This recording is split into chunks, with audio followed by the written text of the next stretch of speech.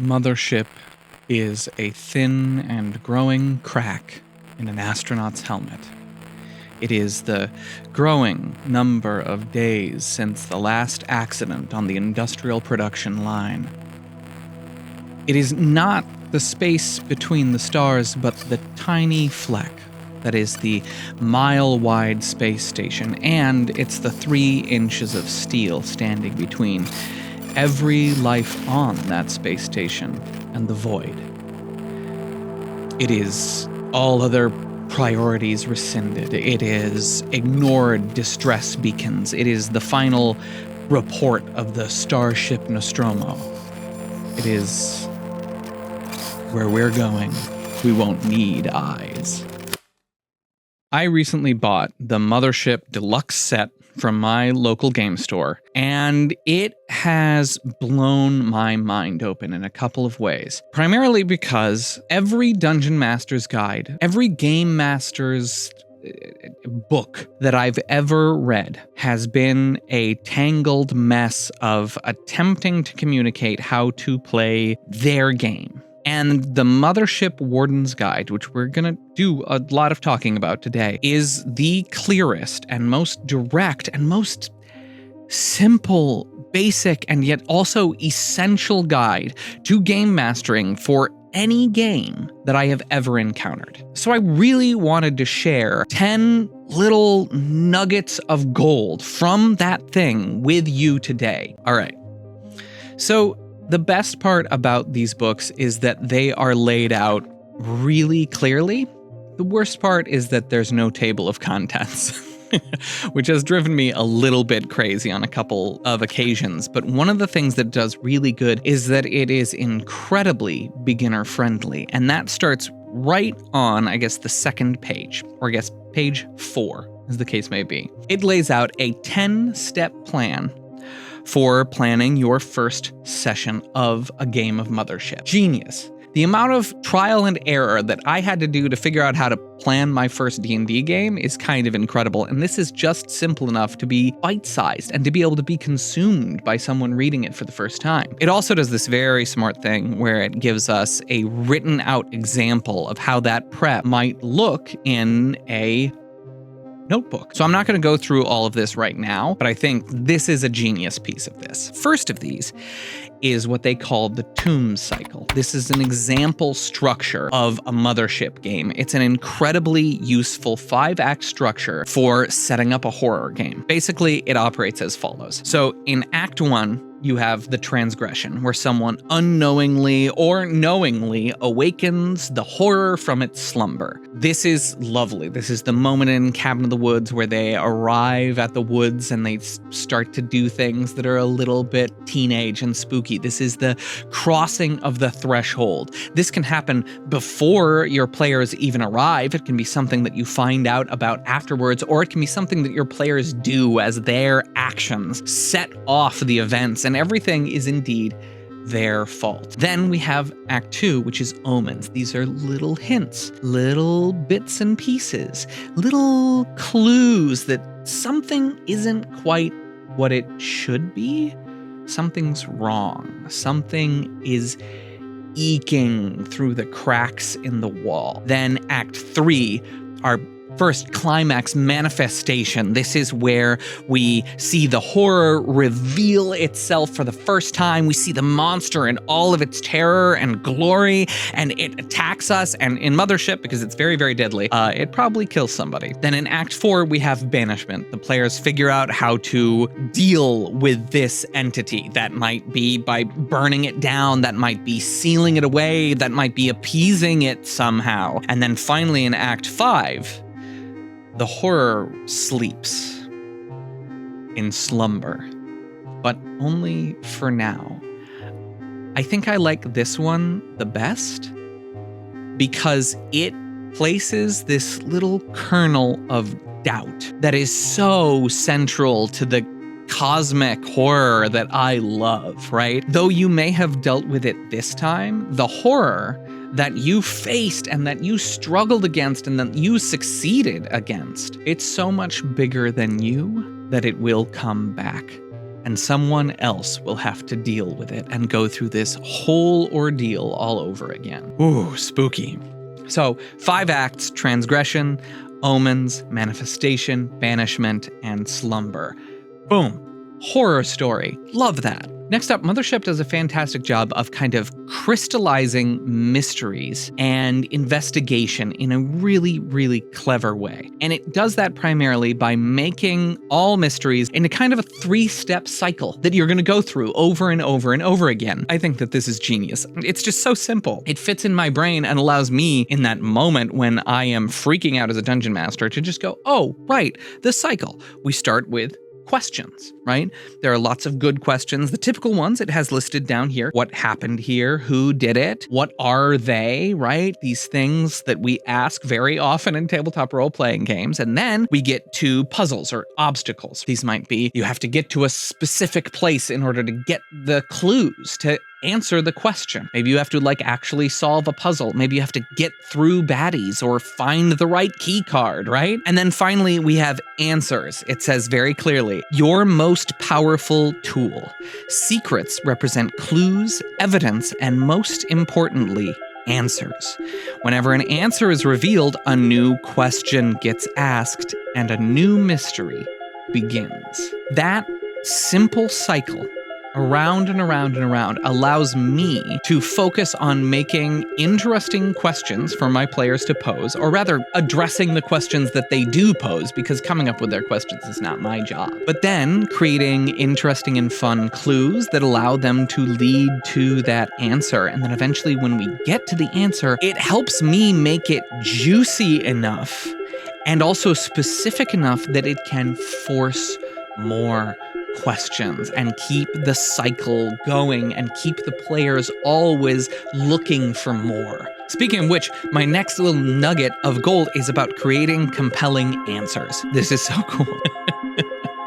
This whole page is so cool. A couple of just little nuggets that it gives you. First off, you want to show the lock before the key, right? It is so satisfying. And for example, a Metroidvania, when you see the locked door and you're like, oh man, I can't get through that way. And then you go on your adventure and you go forward and you're like, wait, the blue on this key card is the same blue on that door we couldn't get through, right? You want to notice the problem before you get the solution. Sometimes that's not possible, right? Sometimes players find solutions before they ever encounter the problem. That happened in my WhatsApp traps video, for example. But backtracking to previously blocked places to get through is very, very satisfying. And if you can give that satisfaction to your players, it's just easier for you. Then many names for the same thing. I think this is really cool. Calling the same thing by a couple of different names so that they have to figure out what people are talking about. Super exciting when your players get to make those connections themselves. The next little blip goes back to our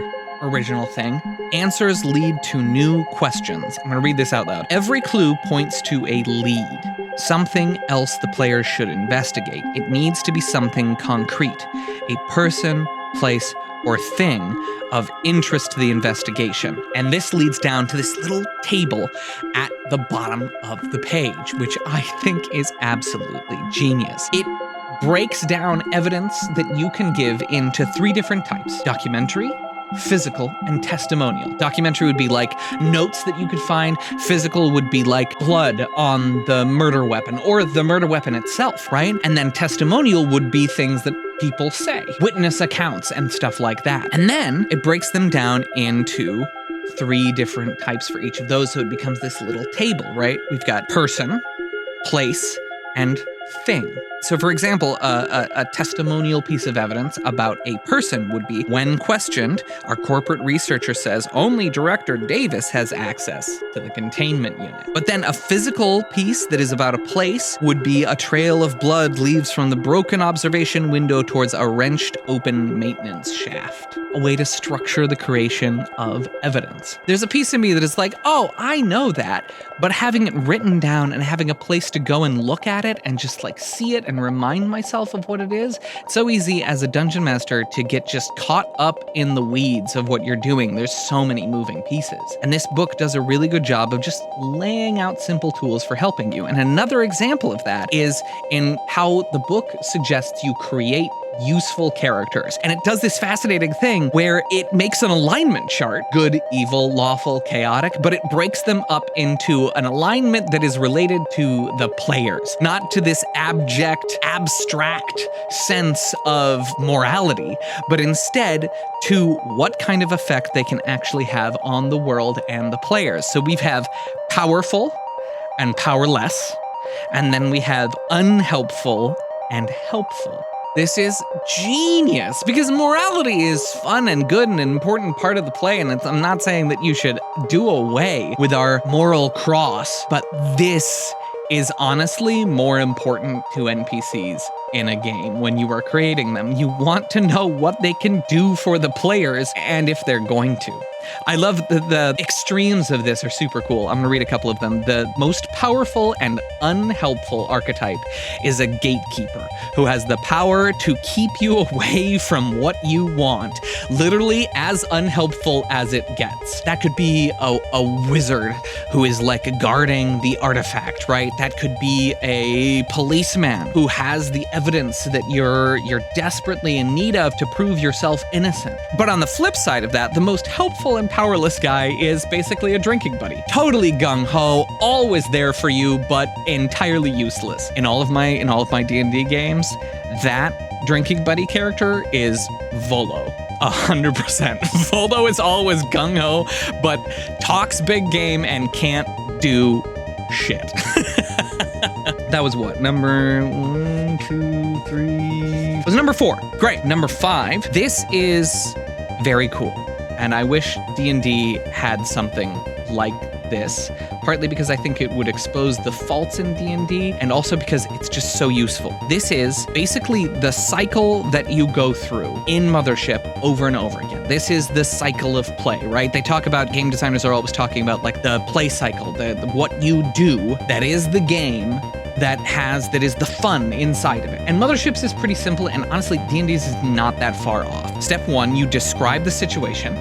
Step 2, the players ask questions and you answer them. Then you kind of sit there and wait for them to make a decision about what they're going to do, right, in response to the situation. Then, once they've kind of decided, you set the stakes. You're like, okay, I want to try to lockpick the door. And you're like, okay, cool. You can try to lockpick the door. Failure would be maybe your lockpick breaks. Or hey, maybe you make too much noise and the guards around the corner come out. So you set the stakes of what is going to happen if they fail so that they're not just totally surprised. Then you wait for them to commit. They might hem, they might haw, they might adjust. And then when they commit, they roll the dice, you resolve the action, and you go back to describing the situation, how it's changed, what happens as they attempt this thing. And next up, we have just taking good notes, just a simple section on taking good notes. And this has, I just started doing this. It advises you to make after action reports that are very simple. It has a couple of features to it. Who played and the date, new jobs you offered and how much they pay, names of characters that you introduced, who they are, what they have to do with the story. I am always forgetting NPCs and NPC names. Then also anything that you improvised that you'll have to like fill in details on later. Any questions that your players had that you said, I'll get to that later. You also want a quick bullet list of like what the players did. And then, I love this, what worked? What were the fun moments? What did you think made the game good? And then what didn't work? Stuff that got wasted, stuff that fell flat, stuff that you think needs to be changed, rules that aren't working for you and your party.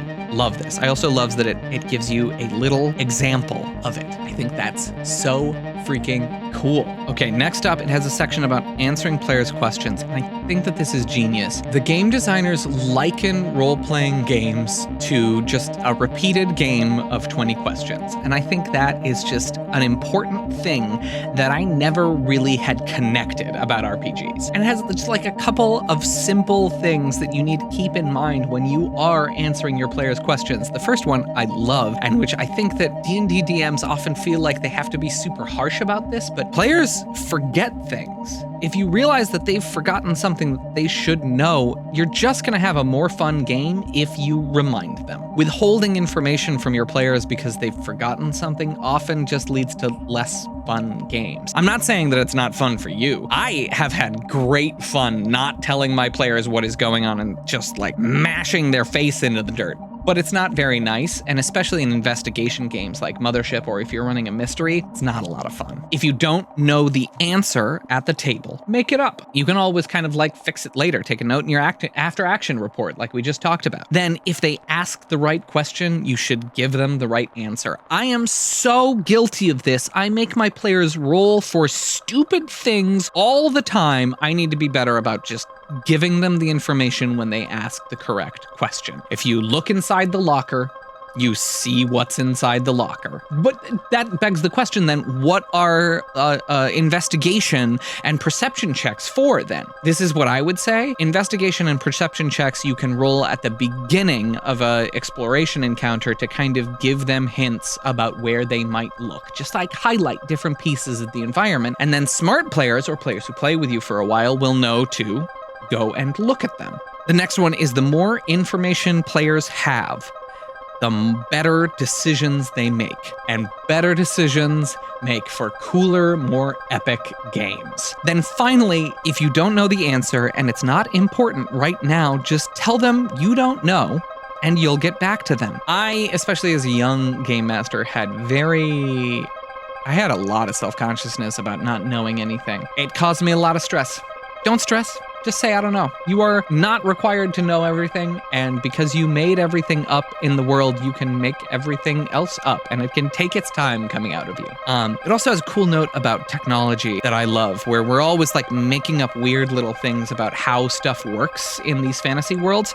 So just keep track of it. Focus on the outcomes. Make sure that you know what's happening so that your players aren't surprised, but like develop it together with your players, which is so much fun. Players love world building too, or at least a lot of them do. Most of my players absolutely adore it. And when I ask them to help me describe stuff or come up with answers, they jump on the opportunity. So don't be afraid to ask your players for stuff like that.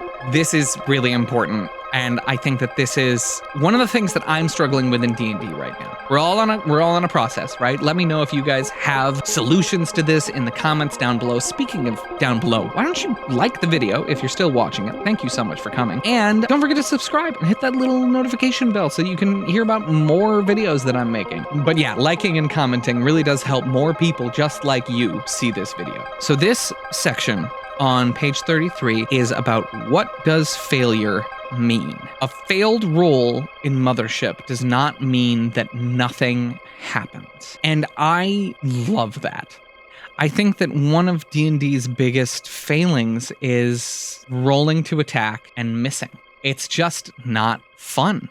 It's just not a good time because your player doesn't get anything out of it. They just don't succeed. I am trying to work in more ways where I can make rolls have immediate consequences. I'm on the verge of coming up with a new system where monsters don't really have turns. They just deal damage when players fail. Kind of inspired by Daggerheart. Honestly, if you haven't checked Daggerheart out, it is definitely worth a read. It has some very interesting little details. It's not done yet by any means. It is very much in beta. Down here in this little table of examples, we have an attempted action and then the warden, which is the Mothership's word for dungeon master or game master, their ruling. There's a couple different ways that you can deal with failure, right? You can have the action succeeds. If you need the action to succeed for the game to move forward, you can have it move forward, but it costs more time or resources. You can suck an extra spell slot out of them, right? Maybe they need to put some elbow grease in there. Maybe their tool breaks, right? Maybe it just takes more time. Then we have action succeeds, but it causes harm. As you're trying to like fix the mechanism, you jam your arm in there and it causes you some damage. Ooh, you had work on this for hours and hours and hours, and it gives you a level of exhaustion. Then we have action succeeds, but it leaves the player at a tactical disadvantage. This is cool. I love these examples. On the run from a pack of baying gaunt hounds, the player fails a strength check to open a stuck airlock, and as a result, the player is able to get the airlock open, but they get stuck in the process. They'll be able to get out on their next turn, but right now their like jumpsuit is caught on the airlock and they can't get out. And then finally, we have action fails and situation gets much worse. So this is interesting, right? Because many of the things that we do in D&D, we are kind of expected to fail. And it slows down the game and it makes things a little bit crunchy in a way that isn't that much fun. I love all of these because failure has consequences, but we're still moving the story forward. There's still momentum. I'm not just doing like what I did in high school, where someone would roll a fail on a check and I'd go, okay, you fail. And then the barbarian would say, can I try? And they would roll better and they would succeed and everyone would kind of giggle, but the first player would feel useless. It's just not as much fun. But then we have also action fails and the situation gets much worse. That's really interesting and really nasty. And Mothership is very deadly. I'm still figuring out how I want to apply the pieces from this rule book to D&D, but I'm a big fan of this and this structure. I'm clearly still processing that in a big way. The next one is about investigations and running investigations, right? And it has some simple advice on just searching for clues. They're searching for clues about what they do, not what they roll. This is the same as if you look in the right place, you get the clue. Your players' choices should matter. Don't punish them by making them roll if they're doing the right thing. Then we go back again, don't hint, but do remind, use skills. And I love this. There's a mechanic in Mothership where very often, similarly to how if they're doing the right thing, you want to give them the reward, right? If a player has a skill, like for example, a surgery skill, then they can do autopsies. And they're gonna get more information from looking at dead bodies at a baseline. A character with a firearms skill is gonna know more about bullet impacts. A character who is proficient in nature is just gonna know what that flower is. Don't make them roll for it. I did that so bad the other night. A player was rolling poorly and I kept making him roll, certain that he was gonna roll good sooner or later, and I should have just told him what the thing was. We're all learning. And then to that exact same point, only roll when there isn't time. Only when they are in a stressful situation should they be rolling. Or to like save time, right? If they're trying to fix a bridge, let them roll to see if they get it done quicker, or if they really mess up, slower. And the last one is about telling a good story, which is really what we're doing here in a lot of ways. These little bullets are really, really solid guides for just making good storytelling over the course of a campaign or even a one-shot. At the bottom line, the game is about what the players do. It's about what they choose. It's about what they act on. It's about when they decide to be inactive and go do something else. Their choices should matter. And as a result, you should always track the consequences. Make notes of what they do good, what they do poor, how that might flush out in the rest of the world in the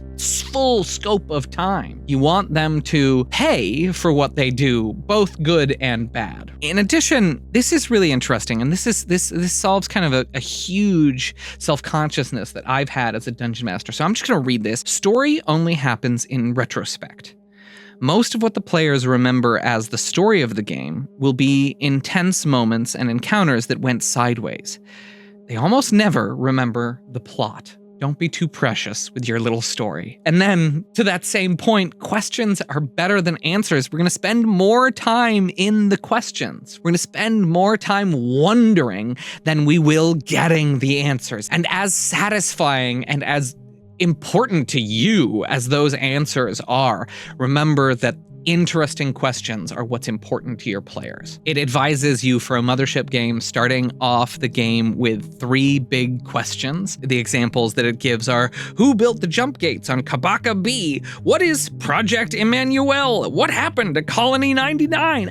Great, cool, that's a campaign that I want to play. I want to go out and answer those questions. That sounds like fun. And then this one is so rough. Use your best ideas first. I'm always saving the cool stuff for last, and I need to stop doing that. Use your good ideas. You'll have new good ideas later. Don't save them, because the game might fall apart, and then no one will know how cool and how smart and how clever you are, except for me. I know. All right, y'all. That is the video for today. I really want to do more videos about Mothership because I am really enjoying this. It is simple enough that it's a game that I'm thinking about doing a little teaching video about like how to play, because it is fairly freaking straightforward. It makes sense. And the player handbook is written just as well as this is, with a clear set of like, this is how you play the game, this is what it's all about. I think that this game is absolutely genius. I am going to be playing it very, very soon. If you want to know how that goes, come hang out on the Patreon. I will absolutely write about it on the Patreon. Normally, I release this with something extra that you can read about on the Patreon, but this week, I just got too excited about Mothership and I wanted to tell you guys about it. So thank you so much for coming by. I hope that you go check out the Patreon, and I hope that you subscribe, like, comment, and stay miles away from boredom. I'll see you next time.